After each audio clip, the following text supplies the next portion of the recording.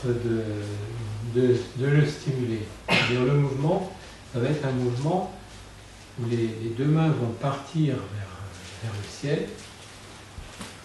On fait d'abord un peu comme une gymnastique, après on le refera. Et là, on va pousser vers le ciel.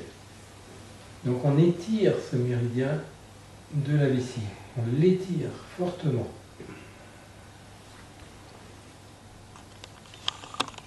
Ensuite, on va lui permettre à ce méridien de le travailler segment par segment.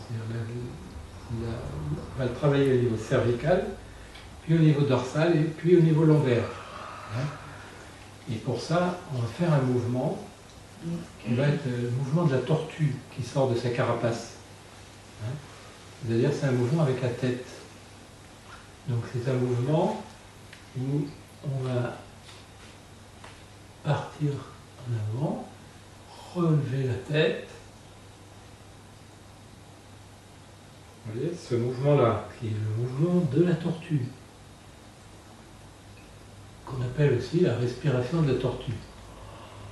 Donc là, pour la colonne cervicale, puis ensuite, pour la colonne dorsale, on va s'arrondir un peu plus, et c'est le même mouvement.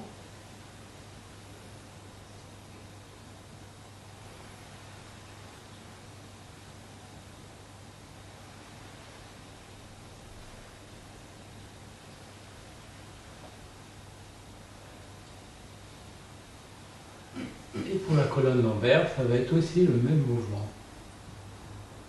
mais plus important.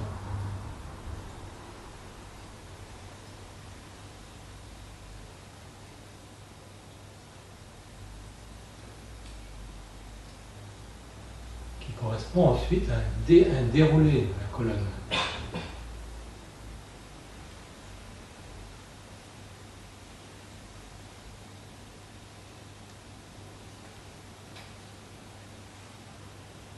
Ça va, vous avez saisi le principe? Puisque ce méridien, donc, il circule de part et d'autre de la colonne vertébrale. Donc on va aider tout ce mouvement et faire en sorte que toutes nos vertèbres soient très mobiles. Ce méridien, c'est lui qui assure l'énergie le long de la colonne vertébrale de chaque côté, donc au niveau de tous les muscles. Les muscles qui sont longitudinaux, qui vont donc de haut en bas. Ces muscles-là qui nous permettent d'avoir une bonne tenue debout contre la pesanteur, eh bien c'est le méridien de la vessie qui nous permet d'avoir cette tenue. Donc quand on va faire ces mouvements, on va donc stimuler ce méridien de façon très importante. Donc c'est pour ça que ce mouvement de la tortue, il est si important. Alors on va partir, on va s'enraciner.